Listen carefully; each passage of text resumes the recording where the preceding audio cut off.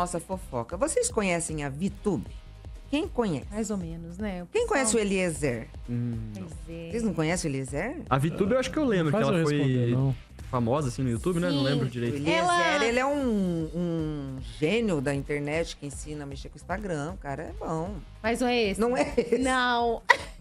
Esse aí, como chama? É o do BBB, né? Isso, é o marido da VTube. A VTube ficou conhecida antes de entrar no Big Brother, tanto que quando ela entrou no Big Brother, ela entrou numa condição até, como chamava? Anônima? Não, famosa. Famosa, porque daí celebridade. Isso, as celebridades e os anônimos, né? E ela entrou já nessa condição e muita gente realmente não conhecia celebridade da onde, né? Já foi naquela queda, né, do Big Brother, que já tava de mal a pior. E aí, porque ela tinha um vídeo viralizado que ela até fazia um maltrato, assim, com o animal. Ela cuspia num gato. Era uma coisa assim. Não foi que ela colocou algum bicho no micro-ondas? Não foi ela, né? Gato. E por que é tube? Do YouTube? Por isso aí mesmo. E aí, Viu? Agora eu acertei. enfim, aí ela passou pelo Big Brother. Não sei se isso melhorou para a imagem dela, enfim. Mas, quando ela saiu, logo depois, ela se casou com outro integrante, que é o Eliezer. Isso. E eles tiveram 2 filhas. 2 filhos, eu não sei qual é o segundo. A primeira chama Lua e a segunda eu não vou saber dizer. E aí, ela ficou, pra esse conteúdo da maternidade, ela passou a ser uma referência. Porque ela tava vivendo aquela vida, né, pela primeira vez. Ela foi expondo as dificuldades. E essa coisa da maternidade real, que a internet chama, que é longe das coisas romantizadas, ela virou esse ícone de demonstrar o que é uma maternidade real. Ela mostrar os perrengues? Então ela começou a postar principalmente relacionado ao corpo. A transformação do corpo, estria. Ela ganhou muito peso nas 2 gestações. Tá. E aí ela foi passando essa realidade, né, do que ela vivia. Foi expondo isso. E muitas pessoas que se reconheciam, né, que não tinham esse expoente, ninguém falando sobre isso, começaram a ver nessa personalidade esse alento, assim, né? A pessoa fala, nossa, eu também tô passando por isso, que bom que tem alguém expondo, porque eu não vou fazer isso. E aí, enfim, então nessa segunda gestação ela expôs também tudo que estava acontecendo. E agora, passado um tempo, o segundo filho dela já tem um tempo, ela passou por um tratamento estético e ela voltou transformada. E aí, claro, como na internet tudo é alvo de críticas, né? Se ela tava acima do peso, ela era criticada. Se ela tava expondo a maternidade real, era criticada. Quem expõe a maternidade romantizada também é criticada. Enfim, tá todo mundo criticando todo mundo. E aí, nessa posição em que ela voltou completamente transformada, claro que ela também foi criticada. Porque ela falava, as pessoas começaram a falar, uai, cadê aceitar o próprio corpo, a demonstração, e aí só porque ela tem dinheiro, então ela já não representa mais todas as mães que estavam ali passando por aquele período, enfim. E aí, ela, cansada dessas críticas, né, ela veio aí na internet e falou, olha, eu realmente passei por isso mesmo, eu quis expor isso, porque eu não via ninguém fazendo, e isso foi importante pra mim. Mas, além disso, da exposição, eu passei por uma depressão pós-parto. Sim. E que ela não expunha nessa forma, né? Sim. Ela só queria expor a forma do que ela estava passando, as dificuldades, mas não como uma doença. Sim. E aí ela se sentiu segura agora, recentemente, para dizer sobre isso. E aí, claro que ela rebanha mais um tanto de pessoas aí, de mães que passaram por esse período de forma delicada, né? Sim. Como ela. E, enfim, aí, ó, essa é a versão dela antes. Sim. Agora ela tá toda transformada. Nenê, né? Mas é isso aí. Então, ela colocou esse diagnóstico, expôs esse diagnóstico, né? De que não era só a demonstração da maternidade real, nua e crua, mas também os efeitos aí de uma depressão pós-parto, que é muito delicado. Eu quero ouvir sua opinião, Henrique. Eu não sigo ela, não...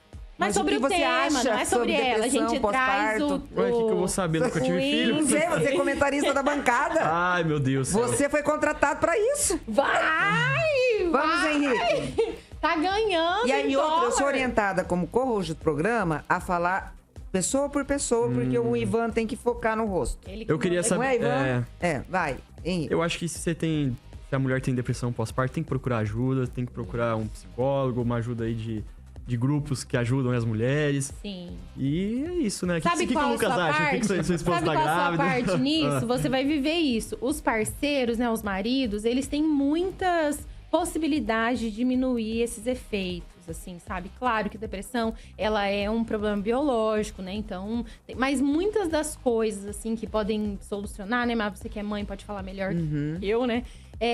Que ajudar a dividir essas tarefas, assim. Claro que tem coisa que é da mãe mesmo, não vai mudar. É ela que ali alimenta, é ela quem, né, mantém viva a criança. Mas então as outras coisas que normalmente as mulheres se culpam por não dar conta nesse período, quando os maridos começam a assumir essas responsabilidades, eu acho que as coisas vão ficando mais fáceis, né? Aí, ó, pra que eu vou comentar de partes? Tem a Juna aqui nessa Mas eu não sou um homem, tô te colocando nesse lugar. A questão da depressão pós-parto é o seguinte.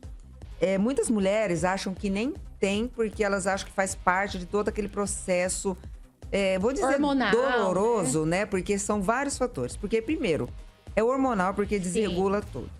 Segundo, você não dorme. Então, a sua mente, junto com a desregular o hormônio, deixa você num estado, né? Psiquiátrico, assim, meio assim, porque não tem o sono.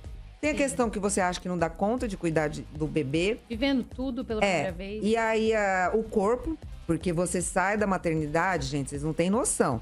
É uma coisa que parece assim, ainda mais quando é cesárea, parece que é um corte muito grande, aquilo fica tudo inchado.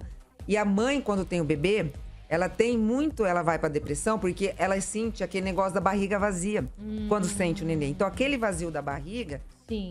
Lógico, tem muitas mulheres que agem de uma forma. Mas a maioria delas, aquela sensação daquela barriga sem o bebê lá dentro, muitas ficam transtornadas mesmo. E eu falo que pro marido, a única coisa que ele precisa fazer não é nem trocar fralda, não é nem ficar acordado, é só entender. É só ter paciência. Se a mulher quiser chorar, deixa ela chorar. Se ela quiser te xingar, deixa ela te xingar. Se ela falar que o seu perfume é fedido, troca de perfume. Só isso. É só isso que a mulher quer. Ela não quer que você fale assim, não, mas é uma fase que vai passar. Não, ela quer só que você escute. Então é só isso. Pronto. Não precisa, porque o homem não sabe trocar fralda, o homem não sabe fazer nada. Então só vai piorar. Cancelamento profissional já. Não, vai aprendendo, lógico, o tempo vai aprendendo. Tô com a Reborn lá treinando. Mas assim, porque a mãe, geralmente a mãe, ela acha que só ela sabe fazer, entendeu? Aí você ainda querer tomar o lugar, que é a única coisa que ela sabe fazer, aí assim, lógico, precisa de uma ajuda. Mas assim, ela só quer ser ouvida e você falar assim, você tem razão, é sério. Então é só isso.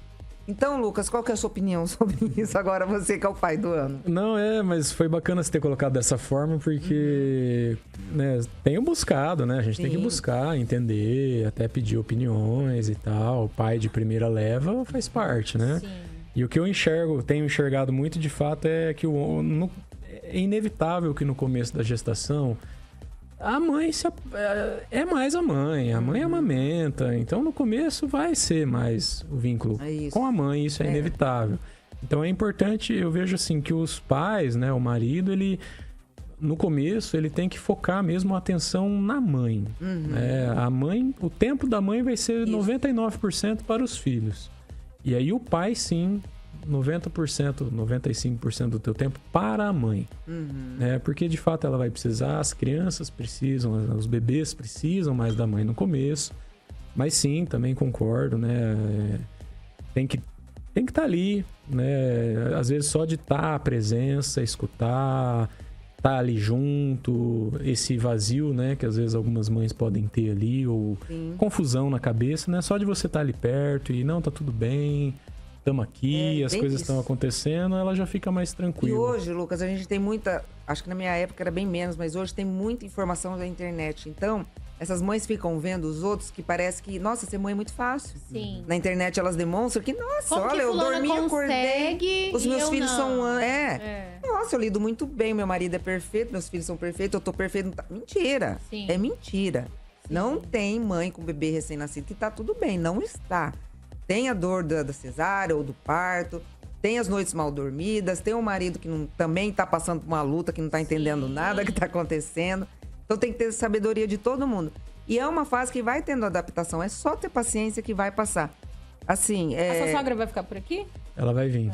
Então, bastante ajuda. Muito legal, né? Eu já ouvi falar muito disso. Mas você sabe que que sabe o que a filha Sim. precisa, assim, sabe? Ou não, tem mãe que não. Eu já ouvi falar muito disso, assim, sabe? Que essa mãe é quem tá preocupada com a filha, enquanto a filha está preocupada com o filho, sabe? Essa cadeia.